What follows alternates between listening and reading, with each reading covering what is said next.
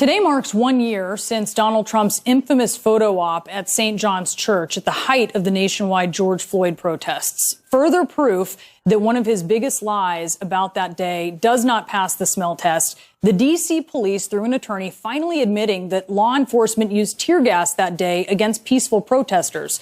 You'll recall that June day last year, police cleared demonstrators from Lafayette Square so that Trump could walk over, hold up a Bible in front of the church that had been damaged the night before, and say cheese.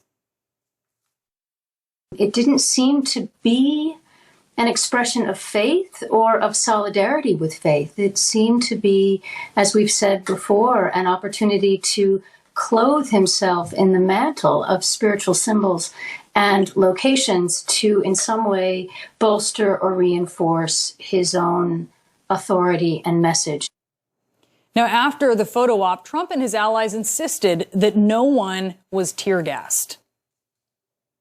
If the White House, the president, and his team had to do it all over again, would you have gassed and pummeled protesters to clear the park so the president could have a photo op? So let me first address no tear gas was used and no rubber bullets were used. So again, no tear gas was used, no rubber bullets were used. The president himself pushed the lie. They didn't use tear gas. There's so much fake news. Most news is fake. They're corrupt and they're fake. Those comments on Fox where he had backup. There was never any tear gas. So they threw some smoke bombs out and pushed them back. Wow. Armageddon, really? Now, Trump's campaign doubled down. They said, quote, "It's said that a lie can get halfway around the world before the truth can get its pants on. This tear gas lie is proof of that."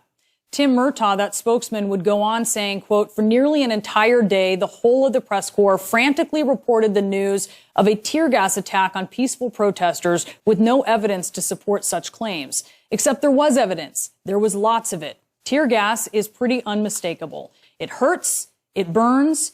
Your eyes and your nose and your lungs won't deceive you on this one." And my colleague who was there in the crowd at the time, CNN correspondent Alex Marquardt, said this, quote, "This no tear gas angle is ridiculous. I was in the middle of the crowd coughing up a lung. All sorts of projectiles were being fired at a peaceful crowd." And Alex went on, quote, "This was 25 minutes before the curfew. There was no obvious warning to protesters to leave." And then there were the pictures where you can see the aftermath of a tear gas attack. And there were witnesses under oath, like a major in the D.C. National Guard who was there, who said this before Congress. "I could feel irritation in my eyes and nose, and based off my previous exposure to tear gas and training, I recognized that irritation as effects consistent with CS or tear gas. And later that evening, I found spent tear gas canisters on the street nearby."